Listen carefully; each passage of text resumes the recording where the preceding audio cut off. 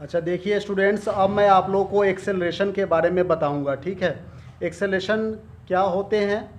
यहाँ पर देखिए क्या लिखा हुआ है, the rate of change of velocity of an object is called an acceleration. ठीक है, फॉर्मूला है इसका change in velocity upon time. तो देखिए एक्सेलरेशन कहने का मतलब ये होता है कि वेलोसिटी जिस रेट में चेंज हो रही है। ठीक है ना, जैसे मान लो final velocity minus initial velocity upon time. ठीक है, फाइनल वेलोसिटी, एक्सेलरेशन कहने का मतलब मैंने क्या बताया, final velocity minus initial velocity upon time, ये फॉर्मूला है। ठीक है, सपोज कीजिए कि कोई एक बाइक है जो कि मूव कर रही है इनिशियल वेलोसिटी 40 किलोमीटर पर आवर्स की रफ्तार से। ठीक है, और फाइनल वेलोसिटी हो गया उसका 60 किलोमीटर पर आवर्स। टाइम हो गया इसमें 30 मिनट, हाफ एन आवर्स। ठीक है, इसको हम लोग क्या लिख सकते हैं, हाफ आवर्स में। तो एक्सेलेरेशन हम लोग कैसे निकालते हैं, देखिए बच्चों, फाइनल वेलोसिटी मतलब 60, इनिशियल वेलोसिटी 40 अपॉन हाफ। ठीक है, इसको सॉल्व करेंगे, इसकी यूनिट होती है मीटर पर सेकेंड स्क्वायर, जो आएगा वही आंसर हो जाएगा। ठीक है, तो यहाँ पर आप देख रहे हैं कि कोई एक बाइक है जो कि 40 किलोमीटर की रफ्तार से जा रही थी, और आधे घंटे में उसकी रफ्तार हो गई, फाइनल वेलोसिटी जब थी, जब फाइनल वेलोसिटी हम लोग देख रहे थे तो उसकी रफ्तार थी 60 किलोमीटर पर आवर। ठीक है, तो ये कह रहा है कि उसमें जो चेंज हुआ, जो टाइम हाफ एन आवर्स में जो वेलोसिटी में जो चेंज हुआ उसको डिवाइड करेंगे तो एक्सेलरेशन निकल जाएगा। ठीक है, तो यही कह रहे हैं कि the rate of change of velocity of an object is called the acceleration. मतलब वेलोसिटी जो इंक्रीज हो रही है, यहाँ पर वेलोसिटी इंक्रीज हो रही है, इसको एक्सेलरेशन कह रहे हैं। ठीक है ना, तो वेलोसिटी इन जो चेंज हो रही है, जो इंक्रीज हो रही है, उसी को ही हम लोग एक्सेलरेशन कहते हैं। अच्छा, इंक्रीज हो रही है तो पॉजिटिव एक्सेलरेशन कहेंगे। मान लीजिए डिक्रीज हो रही है तो उसे हम लोग रिटार्डेशन कहेंगे, निगेटिव एक्सेलरेशन कहेंगे। ठीक है ना, टाइम के रिस्पेक्ट में डिक्रीज हो रही है, मान लो 40 की रफ्तार से गई, ब्रेक लग गई और वो फाइनल वेलोसिटी उसकी जीरो हो गई।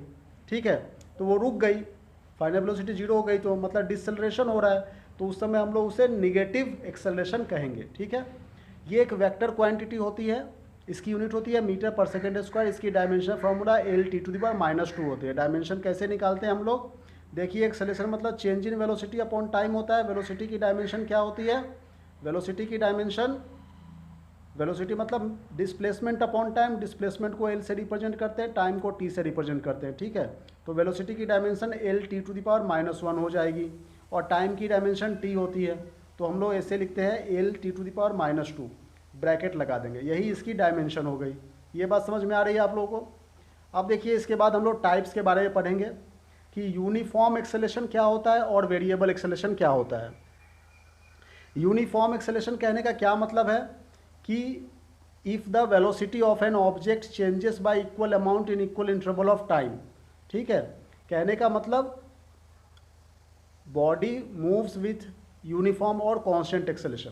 कहने का मतलब कि एक इक्वल इंटरवल ऑफ टाइम में यदि ऑब्जेक्ट में equal amount of velocity change हो रही है, जैसे मान लो एक सेकेंड में बॉडी में वेलोसिटी इंक्रीज हुई 10।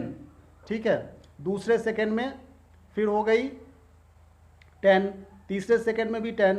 इस तरह से यदि मोशन हो रही, मान लो यहाँ पर एक ऑब्जेक्ट है जो कि हम लोग फ्री फॉल मोशन जैसे हम लोग कह रहे हैं, ठीक है, नीचे की तरफ को गिरा रहे हैं, ठीक है, ऑब्जेक्ट को, तो यहाँ से यहाँ तक 1 सेकेंड है, यहाँ तक 2 सेकेंड, यहाँ तक 3 सेकेंड, यहाँ पर 1 सेकेंड है, ठीक है, यहाँ पर 2 सेकेंड है, यहाँ पर 3 सेकेंड है।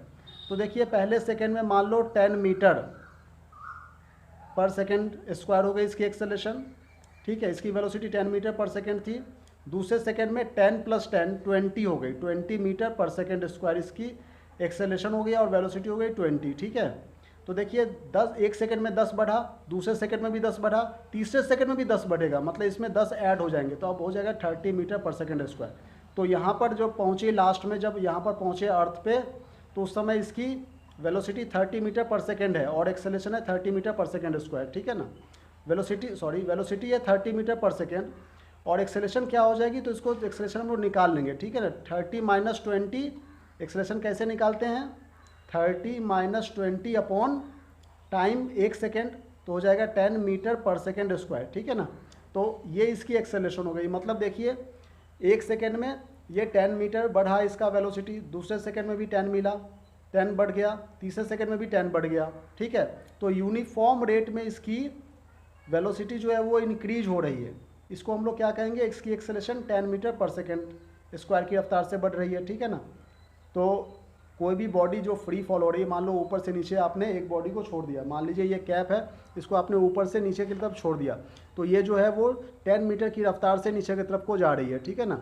मतलब पहले सेकंड में सपोज करो इसकी वेलोसिटी यदि 10 मीटर पर सेकंड है, दूसरे सेकंड में 20, तीसरे सेकंड में 30 हो गई, ठीक है, यहाँ पर ज़मीन पर टकरा गई।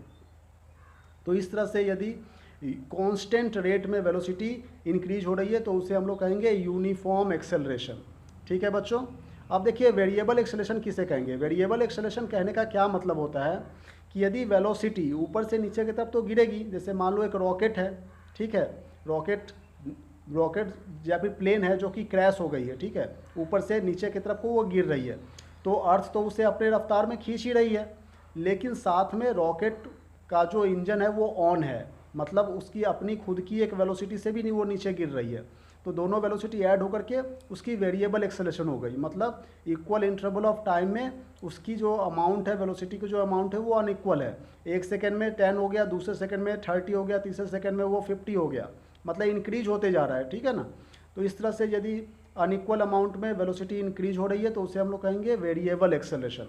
बात समझ में आ रही है बच्चों, ठीक है। अब इसका जो है ये जो टाइप्स है, इसके टाइप्स के हम लोग पिक्चर भेज देंगे और आप इसको नोट्स कर लेंगे, नोट डाउन करके इसे लर्न करेंगे, ठीक है। Thank you very much.